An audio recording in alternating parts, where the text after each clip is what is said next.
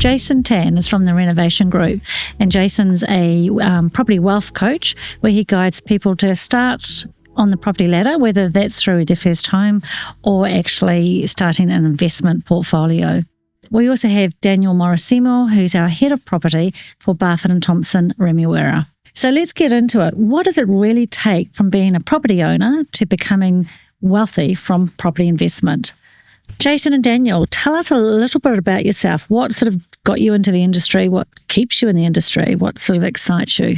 Sure. Perhaps I'll start. Yeah, you go, Jason. Yeah, I actually got into the property industry as a result of a failed business. I got into business as a very young man and thought I had found my calling and I was doing fairly well in business, but I was pretty immature at the time as well. And what I learned from business was how to make money, but not how to spend it properly. And eventually, after a few struggles, I ended up closing my business down. And I was a pretty devastated young fella and didn't really know what I wanted to do. But property had been one of those things always in the back of my mind, but I had never read a book. I had never spoken to a real estate agent, but I decided to start seeking out information. So eventually I stumbled onto a property seminar. It was a free seminar, which I thought was great, and I attended that, and what they were selling was a workshop. And it was quite a fair bit of money, but something called to me in that, and I decided to invest in that, and that's where the journey began. Okay, so you never got to read Rich Dad, Poor Dad. Was that my generation? I did read it, but not until a little later on. There you go. Yes. Daniel, tell me, how did you... I sort of need to preempt that I know Daniel obviously very well because Daniel's our head of property. But tell everyone, how did you get into the real estate business? So I had a bit of a different career path before my real estate journey began in central London in the UK. So I was actually a professional dancer. So I was working in the entertainment industry, and I traveled the world in different contracts on cruise ships, and always loved the engagement of people, and it's something that I find very easy is to engage. So in 2016, I got to a point where it was time to get a real job and not live. Your body was getting worn out. Yeah. No, it's still there, but before I did any damage, I was like, it's time to settle down and get a real job. So I then approached a real estate company in central London, actually the biggest in central London, that also has 11 other brands underneath one of the big names, and just said, look, I'm looking for a job. I haven't got a clue about any real estate, but give me a job and I'll prove myself. And then I never looked back, but I did 3 avenues, different areas, should we say, in departments in that company. So I started off selling houses in Battersea Park, and where the power station was. If anyone knows the UK, they know that is a huge new development that's really upmarket. Then went to the letting side, which they do call letting, which is literally just a consultant that will basically negotiate multiple deals to try and get the best one into a tenancy.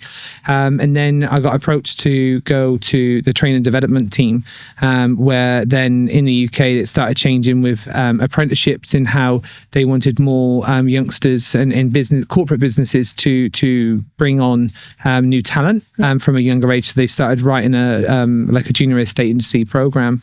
So that's what my program, my lead was, and put that together, and then found my husband. Well, he wasn't the husband at the time, and he said, I'm going back to New Zealand. He was originally from England. So I said, give me 6 months and I'll come with you. And that's what I did. And then landed a job within 3 weeks of being in the country with Barfoot & Thompson. And then started off in West Auckland at Tiara 2. And then found my incredible boss in Remuera. And I haven't really looked back. And so I think my career has just grown straight from strength, really. So Daniel, you came to New Zealand and started a new job, a new country, in the height of COVID. Yes, that's correct. So I actually started with Barfoot & Thompson, Tiara 2, on the 10th of March, 2020.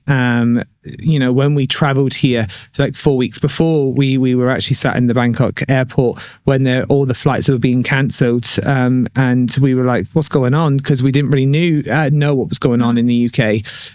Landed in New Zealand, and then that's when it started really ramping up in terms of the dreaded COVID. And then I had 3 days in the branch of meeting the new team. I had some training on the new on our systems that we had in process, and then basically said, good luck, you're going home to work now. And spend spent what, 6 to 8 weeks working from home, making sure and trying to learn a team through Zoom, and get to know their personalities, that learning the different laws over here compared to the UK, which is, they're similar but they're very different. And also like rent arrears in things, and just dealing with those type of things, and actually managing people's lives, because our tenants were suffering them, because some of them lost their jobs. They wanted to try and get support, and so it was pretty challenging, but it grew me as the person that I am today, I could be thankful that we had it, but at the end of the day, it was a terrible time. It certainly made you resilient. Yeah. Or you certainly grew from that resilience. You did really well. Yeah, absolutely. It's one of those things where you just deal with it, or you just crumble. Yeah. And unfortunately, my personality, the way I am as a person, I like a challenge. So the challenge was accepted, and I just went with it. Fantastic. Daniel, talk to us about the rental market now. It's always quite dynamic, and it's always shifting. There's obviously been quite a few changes recently. Yeah. What does that mean for the landlord and the tenant? So I think, going back from 2020, we had incredible amount of changes to the law, in how what landlords can and can't do, what tenants can and can't do. So that was one of our biggest changes, and I think we had something like 38 changes to the tenancy laws, and then every Friday we had another update, during the COVID period. So we had to really adapt to it. And then moving forward now, with change of governments in different perspectives of how they want to run the country, we would always know that we're always going to get changes. And then if the next government comes into change, we're always going to get another change. So we always knew that was coming. And then with the recent changes early this year, that we've had an ongoing throughout 2025, which is going to be continuous changing, it's actually been a bit of a benefit. Although prices of a property and what rents are quite price sensitive, and I think that's where it meets the sales market as well, which we're in a very similar market when it comes to price sensitivity. Yeah. However, I just posted some stats out, and for January 2025, we actually only had a -2% of searches on a portal. So we had actually 2.7 million searches in the month of January, which is pretty amazing. And I think for us in the Remuera area, we're lucky. We've got great schooling. And that's what attracts a lot of our clientele and our customers, really, is the schooling, for investors being our clients and our tenants being our customers. We have certainly seen, with what's going on with different governments around the world, a lot of more international people that's, escaping their country and actually coming to us. And where do they want to go? Well, they want to be in the double grammar zone. Especially if they've got that age group of children. I think, it's a big thing. So, just alone out of the 2.7 million in Auckland, we had 165,000 searches just in the Remuera suburbs. So, which is pretty amazing. Yeah. We had 108 new listings in Auckland. In Remuera, and then in Auckland we had 6,330 new listings. So that just tells us that we can't see if that's new business or recurring business, because there is always changing of tenancies. But what it does say is that the market is active. but also the price is very sensitive, So the median price in Remuera is actually down by 2%. And trying to explain that sometimes to investors that have got a price certainly and they've had a tenant in there for 10 years, you see, and we do get those type of tenancies, and then they've got to then now bring it back to the current market. It's most probably one of our challenging things is making sure that everyone is really on the same page, because setting up a tenancy at the start, setting up a new investment, and managing an asset for a landlord is crucial, because we know if it's set up positively at the start of the tenancy or the management, we know that it's going to end well. Yeah. Is there any certain types of properties that you see performing better than over others? Yeah, I think so. It's really good for me because I'm able to compare from different suburbs of Auckland. I think West Auckland, people really wanted the townhouses and wanted the new builds. But when you come to, Remuera suburb in particular, people want, the features, all the designs that are, historic in their properties, and they want, your Victoria Avenues, they want your Arnie Crescents, so they want some nice, not old properties, but properties that are most probably had a bit of refurbishment inside the property, but still got the original features. And I think it's because it's the clientele that we have going through. I think the great thing about Remuera is that it's such a large suburb. Yeah. I don't think people appreciate how big it is, and it provides such a wide selection of property styles and property types. Yeah. If you were to put something, what are you finding at the moment that obviously we have the nice big homes, but we also have family homes, and we have lots of flats and units as well. Would it be the 2 or 3 bedroom or 4 bedroom homes that are what drawing all the tenants at the moment? 3 bedroom, 2 bathroom is a real big thing at the moment. We've got them on the market and they're priced correctly. We know one viewing, they've gone.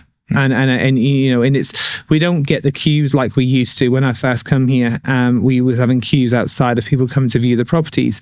But we know that if we've got a property on the market that's priced accordingly, that's the one. And we will have queues outside. So the activity is great, but it's the 3 bedroom, 2 bathroom is that everybody seems to want at the present moment.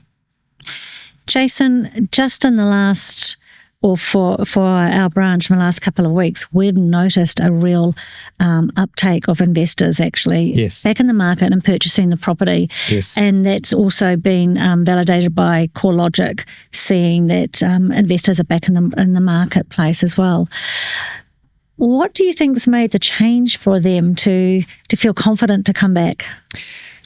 I think it's the realization, there's a couple of things. Firstly, interest rates. If you open up the internet these days, 90% of the property talk is what interest rate are you getting, what's your bank offering, and so forth. So we know that the confidence in property is closely linked to interest rates. However, it's not just the only factor. I think we've also seen a change in government as well that's a little bit more sort of proactive towards rebuilding the economy, probably a little bit more pro-immigration and maybe even property. So there's that level of confidence coming back in. There are a few other interesting things happening in the economy. We know when we look at the immigration numbers, there are people leaving New Zealand. There are still people still arriving in New Zealand.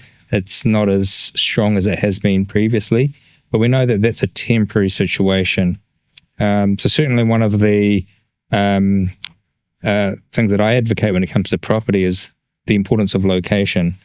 When you see a lot of the information that's out there in the media, they always look at averages and they talk about, the average property price and it's peaked back by this much and so forth. And it gives the impression that that's the entire market, but we know that it's not the entire market. There's a Remuera property market, there's a West Auckland property market, there's a South Auckland property market. And I'm a little bit fortunate that I get to play in property every single day, much like real estate agents do, except that I'm on the side of the buyer.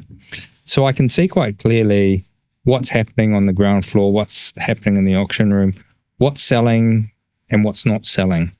And I can see that there's particular segments that are performing very, very strong, and then other segments that aren't. But the media don't know that. No. They're just relying on what does Tony Alexander say? What does this economist say? And they're putting together an article based on that. And their data is often 3 months old, whereas I see you in the auction rooms. Yes. I know you're on the ground level, actually knowing what's going on, and that you actually can pass it on to the people in your group. Yes. You mentioned before that you can see some properties that are actually popular at the moment. What would they be? I think that there are a lot of home buyers in that $1 million plus range. They're taking the opportunity to look at upgrading their owner occupier, and they're seeing at the moment that the market allows them to buy a property at a lower price than they normally would. Yeah. So they're taking advantage of that. The segment below the $1 million, it's a little bit hit and miss. We know that there is a fair bit of stock on the market. That doesn't mean that all the stock that's on the market is good stock. Investors over the last number of years have been impacted by the higher interest rates, maybe a lack of confidence, and some of them are looking to consolidate. Well, if you are a landlord that has a number of properties and you're looking to consolidate, you're probably not going to put your best stock on the market. You're going to go, well, which is the one that I like the least? And you're going to try and move that on.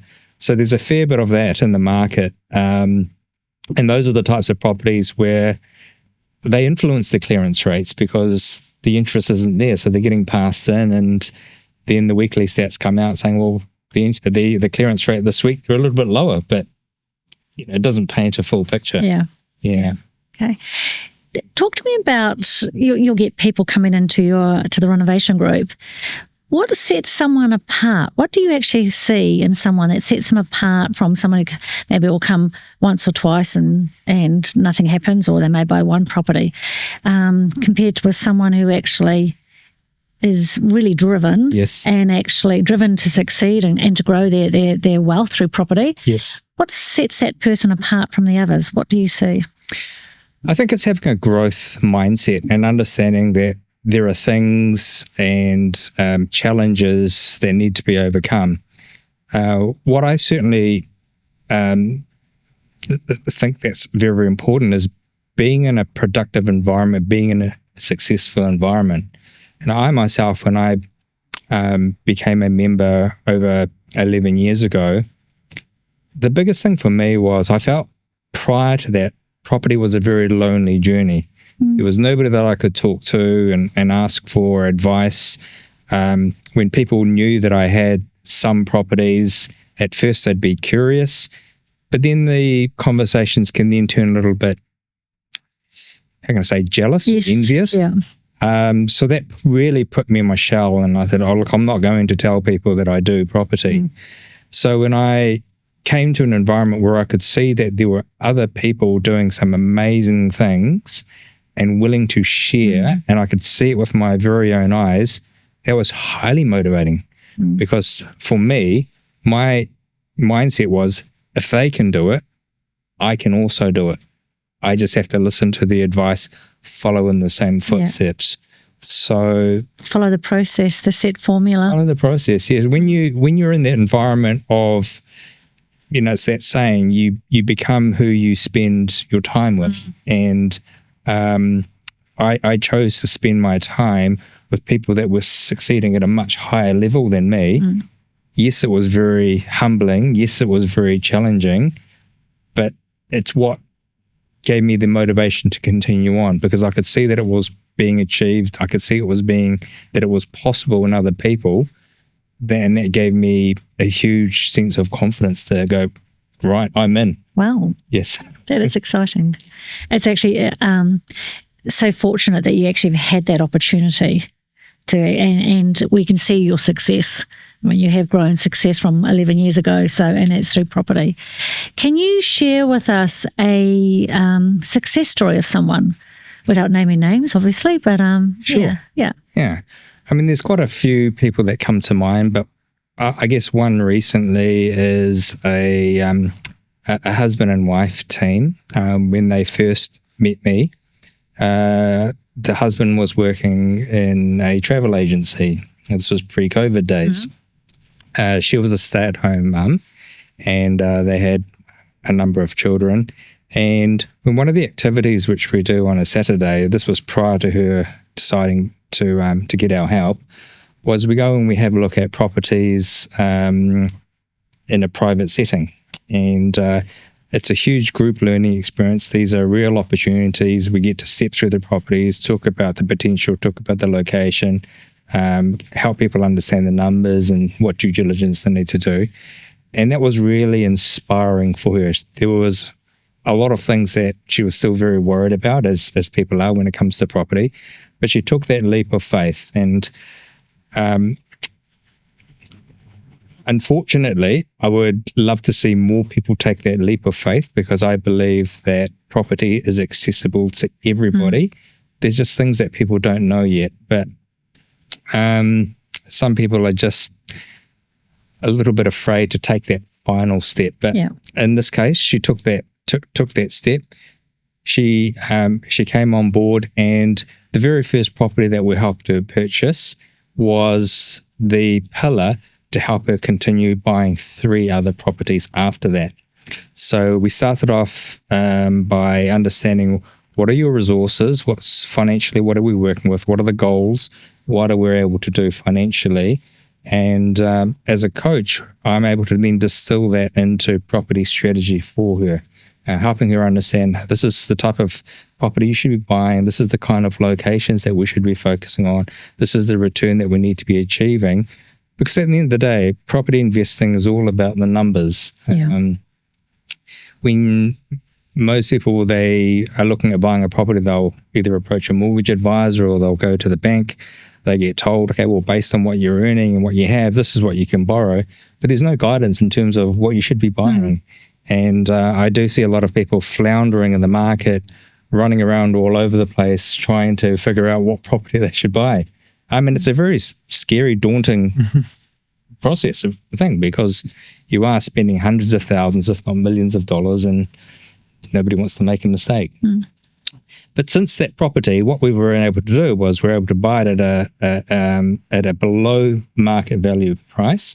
There was opportunities for us to increase the value, so we were able to look at recycling some deposit money out to help her buy the next property. But also what we did was we increased the rental returns on it as well. So it's a win-win situation.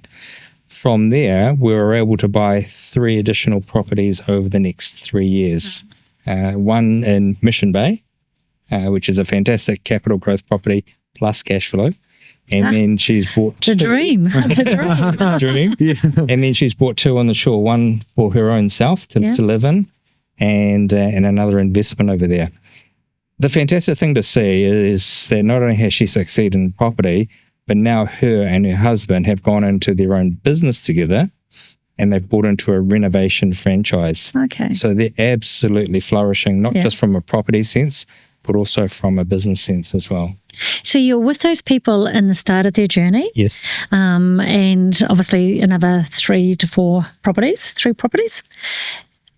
In the last couple of years, with the increasing interest rates and the challenges that we've gone through, which I'm sure we're on the other side of now, what sort of guidance did you give them? Because that would have been another uncertain time for them after they've had all their growth on how to actually handle their investments. What sort of guidance would you have provided? Yeah, so when it comes to the guidance there, we make sure that we're putting them together with the right people, the right financial advisors and the right accountants. So we're able to sit down and analyze how their portfolio is performing, and then to look at building a plan for that. Some of the properties that we bought, the potential of those properties hadn't been realized yet. So we looked at what opportunities we could take advantage of to increase the cash flow, because obviously with the increase in interest rates, it's all about cash flow management. We also then looked at things like their loan structures as well and their loan terms, and to see whether there were some efficiencies of perhaps refinancing them and putting them on to better terms and so forth. So I think that that's a very, very important thing, because the tendency for a lot of people is they don't want to hear the bad news. You know, nobody wants to be paying, or nobody likes to know, well, my interest rates have just increased substantially and my cash flow is being impacted. But it's important to actually sit down and to open that up with the right qualified people and to have a look at that objectively, because it's such a highly emotionally charged situation. It's like, wow, gosh, my expenses have increased by such. How am I going to do this? How am I going to do that? And it's very easy to get lost in your emotions. So one of the things that we help people do is to sit down, we look at their property, we populate it on one of our tools, which is a property schedule, so that we can understand the cash flow situation, the costs of the mortgages and so forth. And I think working with competent property managers is really important as well. Looking at it going, well, when was the last time that you reviewed rents? Because let's face it, landlords do get a little bit lazy. They have the mindset of they're a good tenant, they pay the rent on time, I don't want to upset that. But the reality of it is that a tenant's supposed to pay the rent on time. Yeah. And it's not about achieving the highest maximum rents, but it's making sure that everything's fair for everybody. Yeah. Costs, when the interest rates went up, costs went up for everybody, and we had to look at ways to go, right, how do we minimize the impact of these increases? Yeah. It's actually pretty impressive, I have to say, Jason, because you're taking someone on their property journey, but you're actually providing a whole holistic care and service and support for them, which very impressive. Thank you. Very impressive. Thank you. We've talked about a really great story. Can you share with us what are the common mistakes you see investors making? And if you could sort of guide them onto a different path, what would that be? I think we're in an age of abundant information. The internet's opened up a lot of avenues to learn, which I think is fantastic. But at the same time, it's a very confusing environment. And when you think about property, there's lots of different thoughts and lots of different strategies. By the time I speak to a lot of people, they're actually quite confused about how to progress with things because they've spent time looking at forums, reading up articles, talking to well-meaning friends and family. And what they're trying to do is they're trying to figure out what's the best way forward in property. And it's that old saying, it's paralysis by analysis. Yeah. And of course, a lot of the opinions and thinking when it comes to property, it's not based off experience. It's based off just people's own perception of how things are, which reminds me of a very interesting story. I was on one of the Facebook investment groups, and there was a person on the group, and they asked the question, I'm thinking about investing in Whangarei. I've heard some really, really good things about the Whangarei market, and asked the internet, hey, what do you guys think about Whangarei? And this other person jumped in and says, oh, Whangarei is great. There's a port there, and, rentals are in short demand, and was singing praises for Whangarei. And the person that asked the original question said, oh, hey, that's fantastic. Do you mind if I ask, which part of Whangarei have you bought in? And that person came back and said, I don't own any property in Whangarei. And I thought so the person giving the advice had no knowledge whatsoever. Yeah. So I thought that was actually quite fitting. And you do notice that now more and more on the internet now, there's people looking for short-term, get-rich-quick gains. And we know that property is not a get-rich-quick scheme. It's something that you need to work at. You need to be resilient because property does go through its seasons. It's not always booming. It does. That it comes back, and it's having the strategies and having the understanding and how to deal with things in different situations. But most people don't do that. I do run a lot of seminars, and we get a lot of people coming in, and we give out lots of good information to help people because it's about education as well. But sometimes you hear the stories where people have come back and said, look, I didn't get your help at the time, but I went out and I bought something and it's not performing. Can you help me? And it's like, well, it's a little bit late now because you've already bought it. Yeah.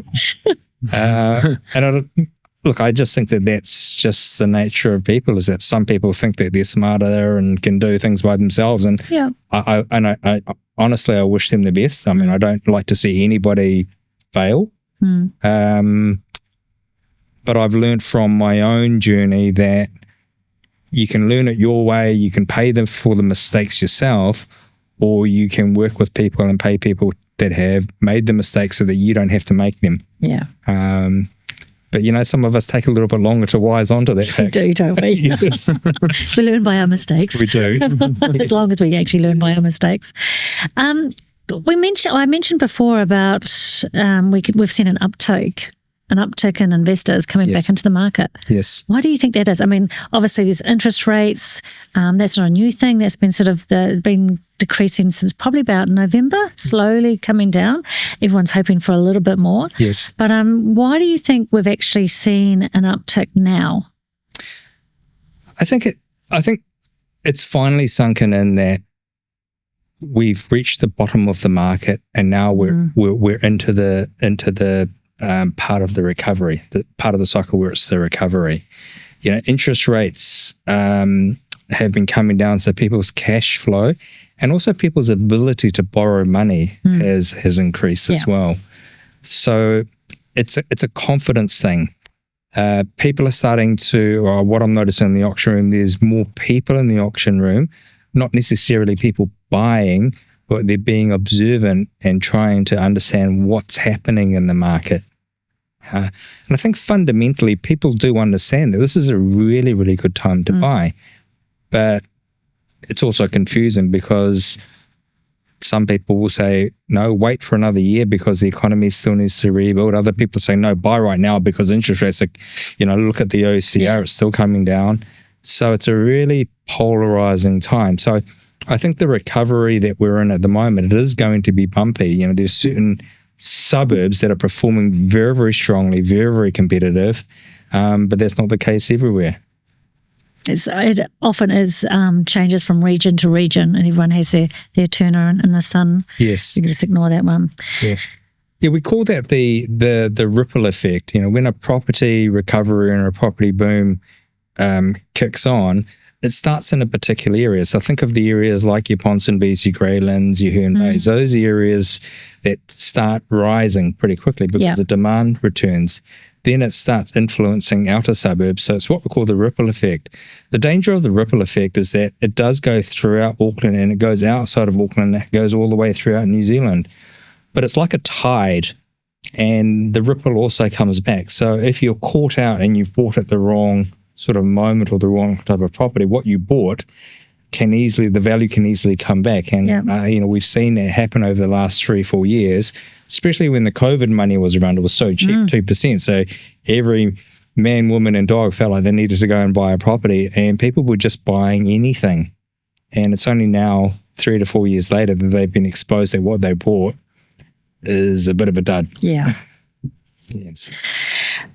Daniel, it's your turn now. Okay. What's the biggest misconception you think investors have about property management? I would say that they don't realise how much work goes into it.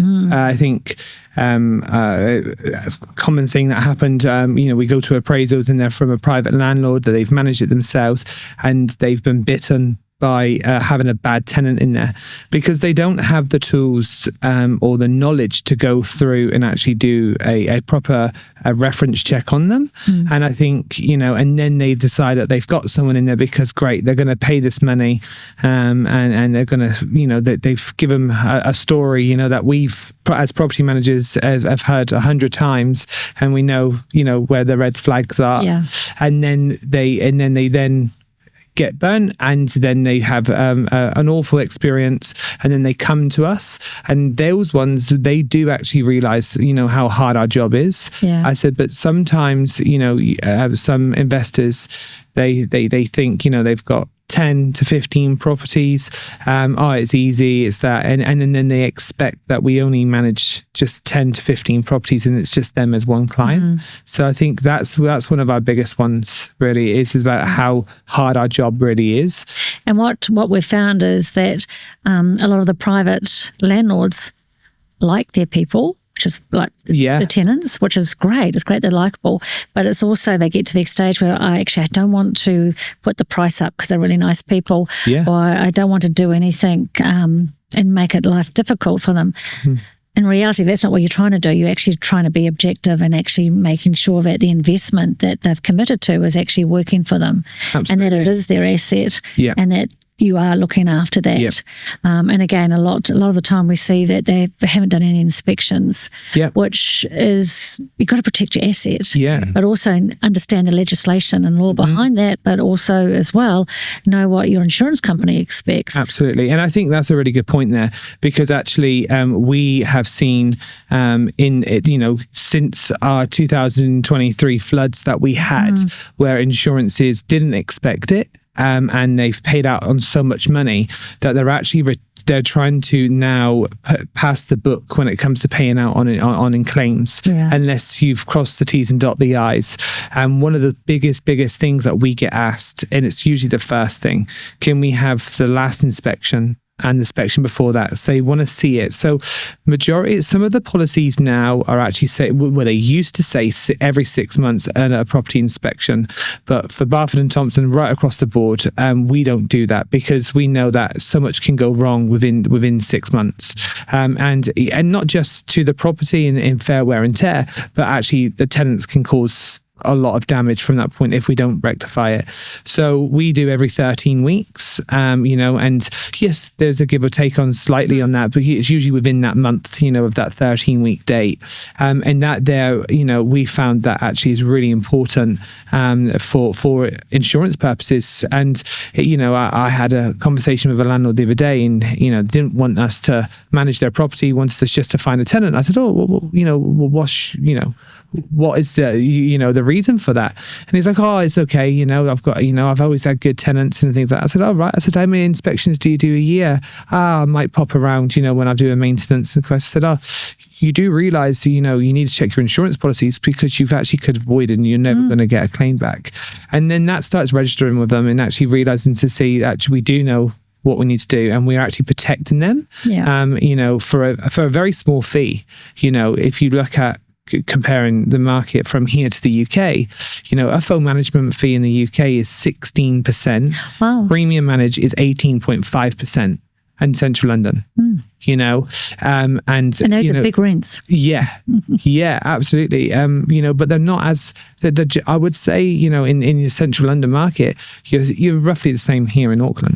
There's not much difference in the rents really if you do the conversion when you do it. So, we're actually here to protect your assets and make sure that your cash flow, because at the end of the day, as an investor, you're there to maintain the assets, because you've got bigger things later on in life. Some people might just do it to be able to have a great retirement. Some people just want to do it because they enjoy it and it's their business. But we've always found that private landlords will do a lot of the wants from a tenant. Yeah. And actually, if you're just putting in a tower rail here, or, an extra one but they've got one, but they want now a nice fancy heated one, they do that, and then they soon add it up and they come to the end of the tax year and they've got to put their tax in, and they've realized actually they're at a deficit. Yeah. Not actually a surplus, which is quite a common thing for us. Jason, I know that you're a great proponent for yourself and the people that you work with to use a professional property management group. What would you be looking for when you're going to employ a property manager? What are the key factors that would actually make you choose a property manager over someone else? Yeah, one of the bits of advice that I give to clients when they're looking at property managers is to interview them. It's like going to a job interview and ask them questions such as number of properties, the level of experience, what happens if this happens, and so forth, so that you can feel whether this is the right person and the right fit for you. Jason interviewed us. This is why I get so many questions from you investors, Jason. Okay. It's time. I'm interviewing you next. No. But I think it's such a critical component. It's interesting hearing the conversations around the benefits of property management, and you've definitely touched on the main ones. I'd like to add a couple more to that. The first one is like what you said earlier, the legislation keeps changing. Yeah, it certainly does. Yeah, you play in property management every single day. Our investors, they have their 9 to 5 life as well as family life. There's no way that they can keep up with all the different changes. And I think especially over the last number of years, we've seen more and more landlords get themselves into hot water because they haven't done something properly. And that's the last thing that you want. You know, you want to provide a quality property at a reasonable level so that it becomes a win-win for everybody. Yeah. And I think that's a real key thing, is because, you know, one thing I have learned from being here since 2020, when all the laws are changing, is that we get released. There's talks, there's lots of talks, and there's promises, and then all of a sudden they decide then they're going to pass it, in government, and then they release it. And then all of a sudden, everyone thinks, and we've had it in in January. Great, 90-day no termination clause is back. This, everything else, but actually, they don't actually read the finer print of it. And actually, there is still a 3-month buffer in that legislation. That people then get burnt on, and then before they know, they're like, "Why are we getting taken to the tribunal? We're doing everything fine." So I think for us, that's one of our knowledge is great. In my team in Remuera, I'm very lucky to say that I've got great experience. My team are fantastic, and we will meet and we will talk about this, but also share it with our sales team. Yes, and that's a really, really amazing relationship that I've built. It's because to making sure that they're up to date, because the investors are back. Yeah. Right. Yeah. I think that communication piece is really important. I think the perception that people have of property managers is, well, they've letted the place and all they do is they collect the fee and don't do anything for it. Yeah. Whereas we know that that's not true.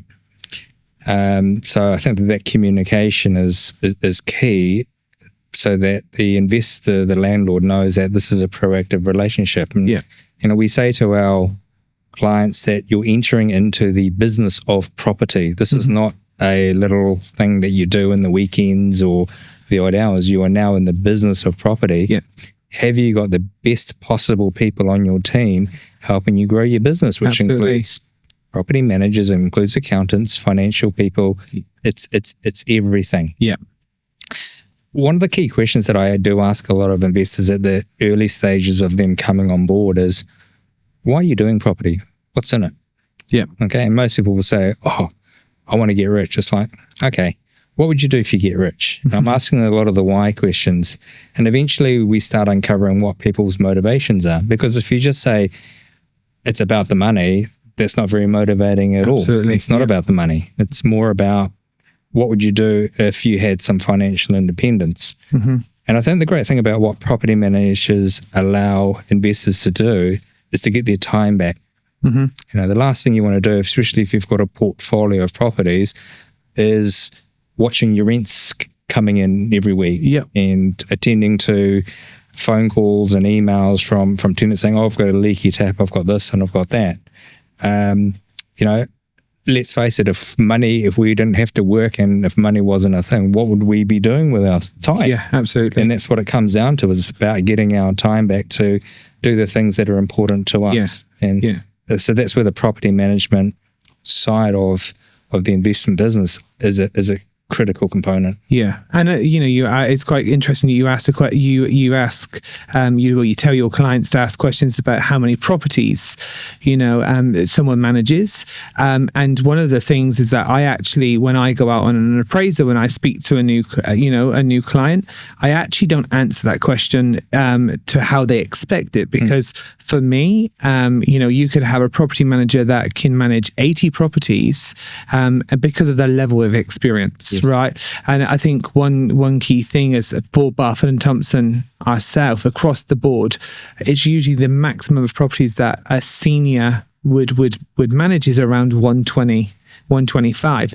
And actually, with our processes and procedures in place inside each branch and from a support center level, which is actually manageable for those. And we're always investing, as a company to bring in new and to save time, right? So not only is it for your investors to save time, because I think sometimes being time rich is more important than being money rich. Yes. Because you can do a lot more with your life, right? And I think it's the same with property managers as well, is that we invest in our processes and our softwares and in what we're using, which will allow us to have more time to be able to go and do the things within our day-to-day. So and take on more properties and things like that. But one thing about our branch that we've got is we've actually now make sure that each property manager has the right amount of properties for their knowledge and their skill sets. And when I've had those questions, and I'm like,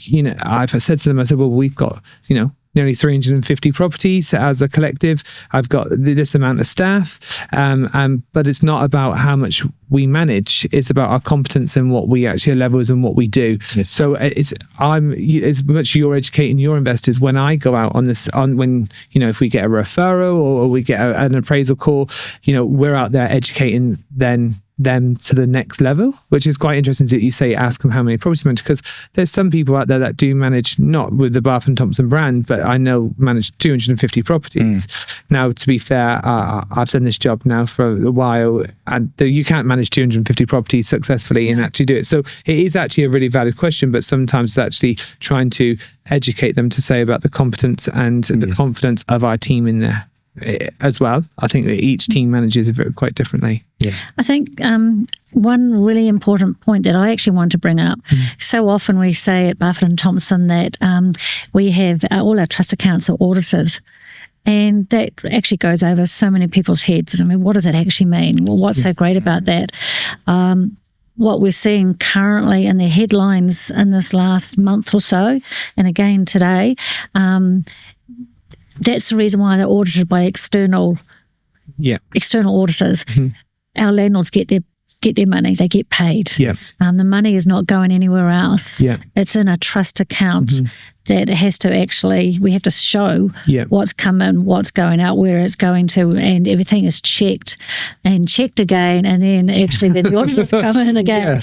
And I think that's something really important when someone is actually choosing a property manager and a property management company, is they need to ask those questions or that question. Absolutely. And also I think, we've heard it's been big in the press, in the last 6 months about they, property managers being regulated, companies being regulated, and now they've actually pushed that out for the time being and I think what it is because they don't have the manpower behind it to be able to regulate us. And I think, we're hearing horror stories. I hear them on a weekly basis, from landlords that's been, really damaged because of other people managing their properties, and whether that's a professional company, if they want to call them professional, or like a friend, or someone who they know that's a family friend that's got, just got their own little side business and managing properties. I think it's time that we do get regulated, because there's billions of dollars at stake here. We carry the rent and the asset, just the assets in itself, which is quite interesting. I wish my cousin had listened to or had asked for advice. It's quite funny, the dynamics of being in a family, in a big family. A lot of my extended family, they understand what I do and so forth. I've probably only had ever 2 property questions asked of really in my time. But one of my cousins, he's also an investor, and he was with one of those outfits that was collecting his rent and didn't pay, but he didn't notice for a year for whatever reason. Oh, goodness. So he wasn't very onto it as a landlord. Unfortunately, that's a year's worth of rent gone, disappeared. That's awful. It's out there at the moment. But also as well, it hurts me personally. I take it personally because what that does is that I know that I go out and do a good job. I know that I put my clients and my customers first, and we're on the seesaw, right? We're managing the tenants, we're managing the clients, and which is our landlords. And it's a seesaw effect where we're going. But then you've got these horror stories going out there, and they claim to say about a company this. And then they're doing this, and then basically it does have a ripple. You like your ripple effect of the market. It has a ripple effect across companies because they're like. Then what happens is they've got their guard up, and then it's even more harder for us to then break the guard and try and educate them going through. And I'm lucky. My team are great relationship building people, and I see that Rebecca in particular, who builds really good relationships, and she's had some landlords that's really not wanting to do anything, and now it's taken her a year or 2 years since she's been at Romeo Branch to be able to. Then now they're like, yep, we trust you. Do this work for us. Do this, and we've had some real big renovations that's gone on recently for maintenance. We have indeed. Jason, what's next for the next 12 months in the investment market? Well, I think it's going to be a bumpy ride still. I think we're well past the slump. We're into the recovery. Some areas are going to be recovering faster than other areas. I think it's all uphill from here on out. I agree. I think the next 12 to 24 months. There's still going to be some good buying opportunities because it does take a while before that message filters through to all the sectors. But I wouldn't be waiting around. And unfortunately, that's how a lot of people will approach the property market, is they wait to see what everyone else is doing. And when they feel that everyone else is doing it, then they jump in. But I think that comes also down to a couple of things. It's that lack of confidence and lack of knowledge. But sometimes it's, my observations are that people can often look at the property market like it's the stock market, and they think, oh, you only buy when it's low and you sell when it's high. And it's like, well, property doesn't work like that. It goes through its different seasons. What you need to do as an investor is to be a lot smarter and understand where we are in the seasons so that you can anticipate what's coming next. Absolutely. And the great thing about property is that there's a definite pattern. You can see it through the decades. You can see how property's performed. And you can link it with what's happening in the economy. So I know exactly where we are in the property cycle right now because the property clock is telling me that interest rates are starting to fall, unemployment's going up. Yep. And that's what you're starting to see in the media. So where for some parts of Auckland, I believe that we're at that 6:30, that 7 o'clock mark. But for other parts, we're probably still around that 5:30 mark. So it just depends on where you're shopping. The good old real estate clock. It's a goodie, isn't it? It is a goodie. It never fails to actually tell us what's actually going on. Yes. It really is spot on. Yes.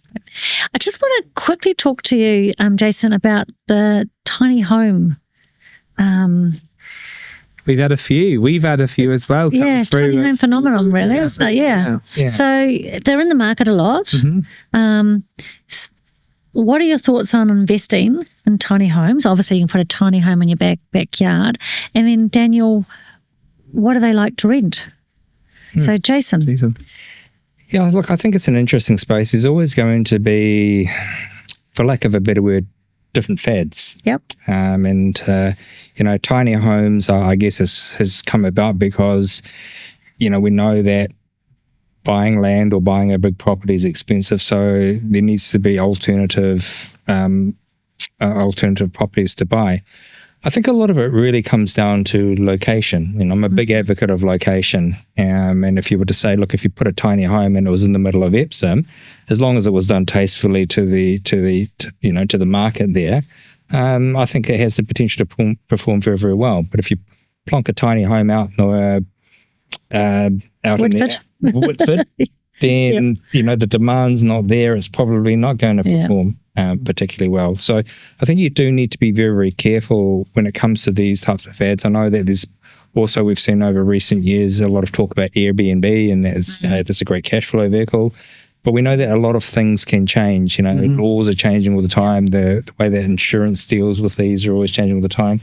So you only need a few changes, and then it's not so good anymore. Yeah. Whereas what I like about the tried and tested traditional property is that it's stood so true for so long, and it's that stability. And I guess it's, one of the indicators there is that when you're going for finance with the banks like to see that stability. They like to see their regular rents come in. They like to see that you've actually got a proper property that's not, removable or so forth. Because that's what it's about. Because then it's about leveraging off your resources and to continue your journey. Cool. And Daniel, from your perspective, have you rented many? Are they challenging to rent, or is there anything you need to be aware of? We haven't had any right on the market, but we've had a lot of inquiries from potential investors to give us the rental appraisals for them. But my consensus are they will be a little bit difficult to rent, especially if someone has got a big property, got a lot of land, and then they're putting something on. I think our area, Remuera area, and our suburb there, Epsom, Mount Eden, where we do venture out, yes, they're great. But they got to make sure that they're actually private, because the type of customers that we get to our rental properties for that's where the challenge is going to be, because they like privacy. They like, they like their children to be able to go out and play a little bit, so I think they're great, and they will be. But again, like Jason said, it's got to be the right suburb and the right layout. And I remember, Jason, when you held one of your classrooms that I come to not so long ago, and you had the tiny homes guys come and do a bit of a seminar about how they design them, how they build in the areas. And actually, it's one of the first lot that I actually saw where they actually take in consideration a lot of other things, just then building a tiny home and putting them right into the property where they need to go. So I think it's about making sure that we put them in the right areas and it's the right properties. Okay. Yeah. Just as an extension to that, this is getting off the topic of tiny homes, but that location is so important. One of the things that we will never do as investors or make recommendations is convert garages in places like Epsom or Remuera. Because your clientele is not going to live in a garage. I know that in South Auckland that happens a little bit, and maybe that's appropriate to that particular demographic. So you have to be very, very smart and understand who it is that you're catering to. If I could ask you each, what would be one key takeaway, one piece of advice you would give to someone starting on the first home buyer, as well as an investor, and also as a landlord? I think the important thing is to get out there in the field. Too many people these days are looking at property through the comfort of their computer screen. They're looking at homes, they're looking at all the different tools, and they think that they're doing property hunting. But you don't get a feel for the area, you don't get a feel for the property, what the potential is. You can't see beyond the pretty pictures. We know that in real estate, the photos are taken very nicely to bring out the very, very best, but you've actually got to go out there and see it. And then you get a good feel for the property, but also it allows you to take action very, very quickly. I'll give you an example. One of my clients that I've been working with over the last year, they just got their finance together for property number 2. So on Sunday we went to the open home, and it was a property in a very nice suburb called Onehunga, and it had an asking price on. And with my experience and the knowledge of what these types of properties are worth, it was severely underpriced. And I said that this is probably going to go to a multiple offer, but let's act quickly and we'll put an offer in close to the asking price, so that hopefully, if nobody else has taken action, we're able to look at getting a counter offer, and then the ball's in your court. So literally 1 hour after the viewing, we completed our due diligence, we did the numbers, we put that offer in, and it was accepted, and it was probably 10 minutes before another offer came in. Wow. So, so I think that's the importance of actually being out there and taking action. Too many people, they might set up their watch list and they see a number of properties that they like the look of, and they go, all right, I'll go and see this on Saturday. Well, we're not going to wait to Saturday. If it's Monday and that property comes out, we're going to see it on Monday. Yeah. Good properties are good properties, and they're not going to hang around. They're going to be very, very sought after. Yeah. So my recommendation is for people to do the legwork, to take action. One of my early mentors, an Aussie fella, he says, you're not property hunting until you've flushed 100 dunnies. Such an Aussie thing to say. Such an Aussie thing to say. But it's so true. And that's part of why, as a group, every Saturday we do property viewings with a group. We're out there looking at properties because it takes people out of their environment. They're back in the market. They're not listening to the real estate reports. They're not listening to all the reporters' opinion pieces. They're out there actually seeing with their own eyes, and then they can be decisive. Good piece of advice, I have to say. Daniel.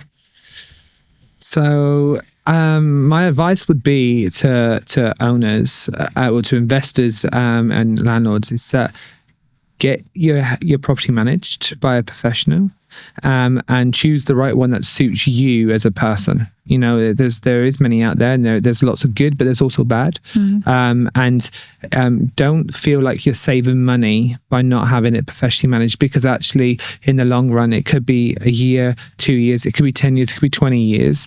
You're actually wasting more money. Yeah. And I think the key thing is that, you know, we know the law, we know what's right and what's from wrong, and you know, you're not saving money. Come speak to us, and we will help you, guide you, and take you through, and make sure your biggest asset is actually protected. Great words of advice. Well, thank you, Jason, and thank you, Daniel. Thank you. We've come to the end of the podcast. So we can all breathe now, but I really, really appreciate what you've shared with us. The property market is certainly dynamic at the moment, but I do agree with you, Jason, that I think the bottom's been reached, and we're on the home run for better times for all. Daniel, the renter, you're amazing. Obviously unbiased, but thank you. What you talk about is actually having that relationship with your landlords, with your tenants as well, and that is so important. And you do that really well. So with no relationship with any of them, your job's too hard, and it's just no point doing it. So thank you so much for your thank you so much for sharing your time. And I'm looking forward to doing more work with you and David Wang, who does a lot of work with Jason, and obviously Daniel. You and I see each other every day. So Thank you for having me, Caroline. Daniel. No worries.